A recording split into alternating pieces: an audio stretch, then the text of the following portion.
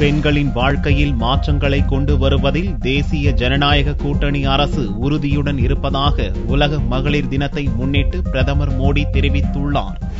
உலக மகளிர் தினத்தை முன்னிட்டு பிரதமர் மோடி ட்விட்டர் வாயிலாக வெளியிட்ட அறிக்கையில் பெண்களின் துணிச்சலான சிறப்பான சாதனைகளுக்கு வணக்கம் செலுத்துவதாக தெரிவித்துள்ளார். அதே நேரத்தில் பெண்களுக்கு எதிரான குற்றங்களை கேட்கும் போது வெட்கத்தால் நமக்கு தலைக்குனிவு ஏற்படுவதாகவும் கூறியுள்ள மோடி, பெண்களுக்கு எதிரான அநீதிகள், பாரபட்சங்களுக்கு முடிவு கட்ட ஒருங்கிணைந்து பாடுபட வேண்டியது அவசியம் எனவும் தெரிவித்துள்ளார். பெண்களுக்கு சமத்துவம் அளிக்கும் நமது உறுதிப்பாட்டை இன்றைய தினம் புதுப்பித்துக் கொள்ள வேண்டும் என தெரிவித்துள்ள மோடி, பெண்களின் வாழ்க்கையில் நல்லதொரு மாற்றங்களை கொண்டுவர பல்வேறு நடவடிக்கைகளை தனது தலைமையிலான தேசிய ஜனநாயக கூட்டணி அரசு துவக்கி உள்ளதாக தெரிவித்தார். மத்திய பட்ஜெட்டில் அறிவிக்கப்பட்ட பிரதமரின் சுரக்ஷா பீமா யோஜனா, பிரதமரின் ஜீவன் பீமா யோஜனா, அடல் ஓய்வூதிய திட்டம் போன்ற திட்டங்கள் பெண்களுக்கு மிகப்பெரிய பயனை அளிக்கும் எனவும் பிரதமர் மோடி பெருமிதம் தெரிவித்துள்ளார். வன்முறை மற்றும் கொடுமைகளுக்கு உட்படுத்தப்படும் பெண்களுக்கு தேவையான சட்ட உதவிகள், மன ரீதியிலான ஆலோசனைகளை வழங்கும் சேவை மையங்களை அரசு உருவாக்கி வருவதாக குறிப்பிட்டுள்ள பிரதமர் மோடி, இந்த வசதிகளை பெண்கள் பெறும் வகையில் 181 என்ற இலவச மொபைல் ஹெல்ப்லைன் துவக்கப்பட்டு வருவதாகவும் தெரிவித்துள்ளார்.